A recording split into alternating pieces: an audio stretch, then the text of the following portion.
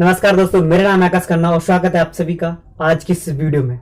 दोस्तों, आज की यह वीडियो अगर आपने पूरी देख ली तो मैं गारंटी करता हूं कि आपको आपकी लाइफ में सक्सेस होने से कोई नहीं रोक सकता, क्योंकि आज की इस वीडियो में कुछ मैं ऐसा ही बताने वाला हूं। दोस्तों, एक राजा था जिसका नाम था रामधन। राजा बहुत ही बुद्धिमान था और अपने राज्य का बहुत ही ऐसो आराम से ख्याल रखता था, हर प्रजा का ख्याल रखता था और राजा के इस नैतिक गुणों के कारण उसे प्रजा बहुत प्यार करती थी। दोस्तों, इन सभी ऐसो आराम के बाद भी राजा मन ही मन बहुत दुखी था, क्योंकि राजा को कोई संतान नहीं थी। कुछ वर्ष बीते और राजा को एक संतान की भी प्राप्ति हुई और संतान की प्राप्ति होने के बाद पूरे राज्य में खुशियां छा गई। राजा भी बहुत खुश होने लगा और राज्य में महीनों तक जश्न मनाया गया। दोस्तों, चारों तरफ खुशियां ही खुशियां थी और जो राजकुमार था उसका नाम रखा गया था नंदन सिंह। दोस्तों, नंदन सिंह को प्रजा से भी प्यार मिलता था और पूरे राज्य में सब कोई प्यार करता था, क्योंकि नंदन सिंह बहुत दिनों बाद पैदा हुआ था। दोस्तों, कहते हैं कि किसी भी चीज की अति सही नहीं होती और यही राजा के बेटे के साथ हुआ।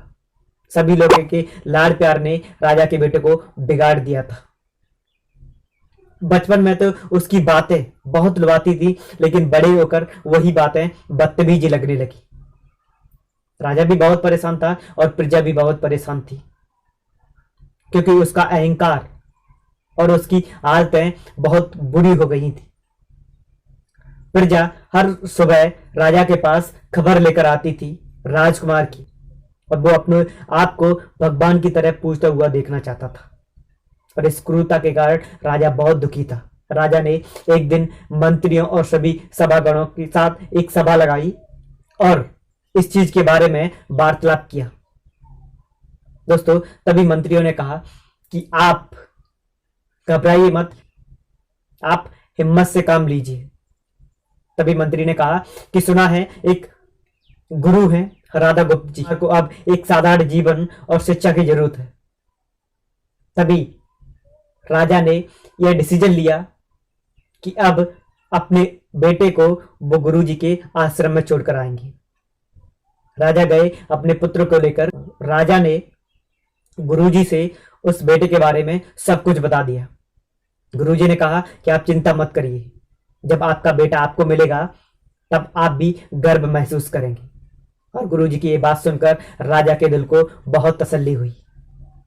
अगली सुबह जब गुरुजी के चेलों ने राजकुमार से कहा कि तुम्हें भिक्षा मांगकर भोजन करना होगा, अगर ऐसा नहीं करोगे तो तुम्हें भूखा सोना होगा, राजा के बेटे ने चेलों की बात नहीं मानी और उसने कहा हम भिक्षा नहीं मांगेंगे। और चेलों ने कहा कि अगर आपने शाम तक भिक्षा नहीं मांगी तो आपको भूखा सोना पड़ेगा। एक दिन बीता, राजा का बेटा भिक्षा मांगने नहीं गया और उसे भूखा ही सोना पड़ा। तक उसे उसके कड़वे बोलों के कारण कोई भिक्षा नहीं देता था, लेकिन आश्रम में सभी के साथ बैठकर उसे आधा पेट तो भोजन मिल ही जाता था। ऐसे ही महीना निकला और एक महीने बाद उसे भरपेट खाना मिलने लगा। और तब से लेकर अब तक राजा के बेटे यानी नंदन सिंह में काफी सुधार आ चुका था। तभी एक दिन गुरुजी ने नंदन को सैर के लिए बुलाया। उनसे कहा कि चलो सुबह की सैर पर चलते। गुरुजी और नंदन सिंह दोनों शहर पर निकले सुबह। तभी रास्ते में एक बगीचा मिला और गुरुजी ने कहा कि बेटा आओ इस बगीचे में से कुछ पुष्प तोड़कर लाओ पूजा के लिए। वो तोड़ लाया। फिर गुरुजी ने कहा कि बेटा अब आप नीम के पत्ते तोड़कर लाओ। नंदन गया और फिर से नीम के पत्ते तोड़ लाया और गुरुजी के सामने उसने रख दिए। और फिर गुरुजी ने कहा सूंघकर बताओ कि गुलाब का फूल कैसा है। नंदन सिंह ने गुलाब का फूल सूंघा और उसकी प्रशंसा भी की। फिर गुरुजी ने कहा कि नीम के पत्ते खाकर बताओ। सिंह ने नीम के पत्ते भी खाए और नीम के पत्ते खाते ही नंदन सिंह इधर उधर पानी के लिए भटकने लगा और उस नीम के पत्ते की निंदा करने लगा।